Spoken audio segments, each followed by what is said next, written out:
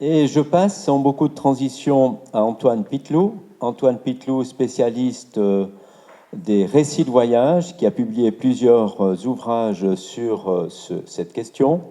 En particulier, un très volumineux, très intéressant que je vous recommande, Le Valais à livre ouvert. Et il nous parle donc de Maupassant. Merci, bonjour à tous. Après la peur des hommes et des rouges, après la peur des animaux, j'aimerais vous parler de la peur que la montagne, la neige et le Valais ont inspiré à Guy de Maupassant. Guy de Maupassant est venu au bain de Loèche en août 1877 sur une recommandation de son médecin pour y suivre une cure de 2 mois qui a été un échec total. Il faut dire que Guy de Maupassant avait contracté la syphilis, il souffrait de troubles nerveux, de maux de tête récurrents. Il espérait tout dans ce voyage en Valais. Il venait de Thun et de Kandersteg, il a passé une nuit à l'auberge de Schwarenbach. Le cadre, à ce moment-là, l'a si fort impressionné que 10 ans plus tard, il a écrit une nouvelle terrifiante que je vous conseille de lire intégralement, intitulée L'Auberge. L'auberge, c'est l'auberge de Schwarenbach qui se trouve à 2061 mètres d'altitude en contrebas du col de la Gemmi, côté Kandersteg. Ça, c'est une représentation de Siegfried de 1830. Cette auberge a d'abord été un poste de douane. Ça a été construit en 1742. À partir du 19e siècle, ça va devenir une auberge ouverte aux voyageurs.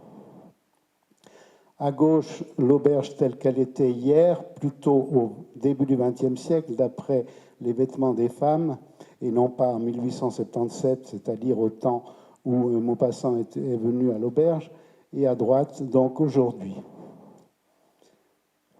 Ça, c'est l'auberge en hiver.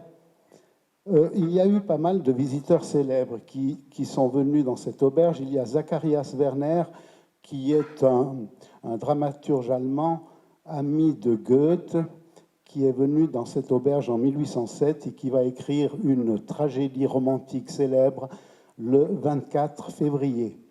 Alexandre Dumas est venu en 1832, Jules Verne en 1870, Maupassant en 1877, Mark Twain, l'auteur de Tom Sawyer, en 1878, Lénine en 1910 et Picasso en 1933. Autant dire que c'est un lieu qui était quand même passablement connu.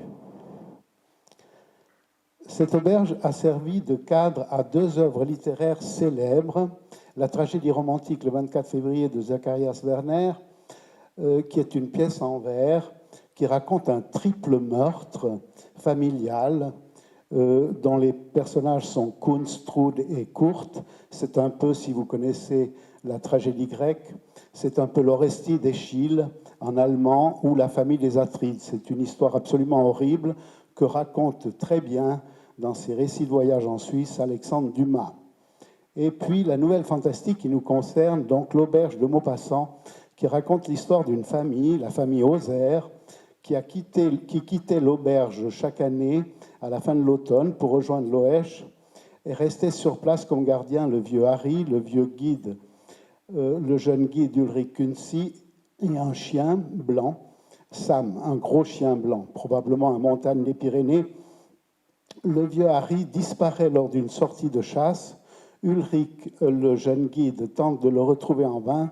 C'est un échec et pendant plusieurs jours, plusieurs nuits, plusieurs semaines, c'est un véritable cauchemar. Il vit des hallucinations, il sombre dans l'alcoolisme, la folie. On le retrouve au printemps, fou, aphasique, les cheveux tout blancs. Sam est mort. Le blanc chez Maupassant est souvent associé à la mort, à la folie, à la peur, peut-être parce que la mort lui rappelle le linceul, peut-être parce qu'il avait en tant que Normand, il avait une sainte horreur des montagnes, de la neige, peut-être parce qu'il a fréquenté les asiles psychiatriques à maintes reprises, comme son frère Hervé, et que dans les asiles psychiatriques, tout est blanc, les blouses des infirmiers, et que le nom du docteur qui l'a soigné, c'était précisément le docteur Émile Blanche, le fils d'Esprit Blanche, les premiers psychiatres français de l'époque. Alors maintenant, j'aimerais juste vous lire quelques extraits de cette nouvelle où il est question du blanc dans l'auberge de Maupassant. Quand la famille Ozer descend, on peut lire ceci. Comme ils approchaient du col de la Guémie où commence la descente vers l'Oèche, ils découvrirent tout à coup l'immense horizon des Alpes, du Valais, dont les séparait la profonde et large vallée du Rhône. C'était au loin un peuple de sommets blancs, inégaux, écrasés ou pointus et luisants sous le soleil. Le Michabel avec ses 2 cornes, le puissant massif du Weisshorn, le lourd Brunegorn, la haute et redoutable pyramide du Cervin, ce tueur d'hommes, et la dent blanche, cette monstrueuse coquette. La neige avait nivelé toute la profonde vallée, comblant les crevasses, effaçant les 2 lacs, capitonnant les rochers, ne faisant plus entre les sommets immenses qu'une immense cuve blanche, régulière, aveuglante et glacée. Et quand Kunsi recherche son compagnon, Guy de Maupassant écrit « Le jeune homme eut peur tout à coup. Il lui sembla que le silence, le froid, la solitude, la mort hivernale de ces monts entraient en lui, allaient arrêter et geler son sang, raidir ses membres, faire de lui un être immobile et glacé.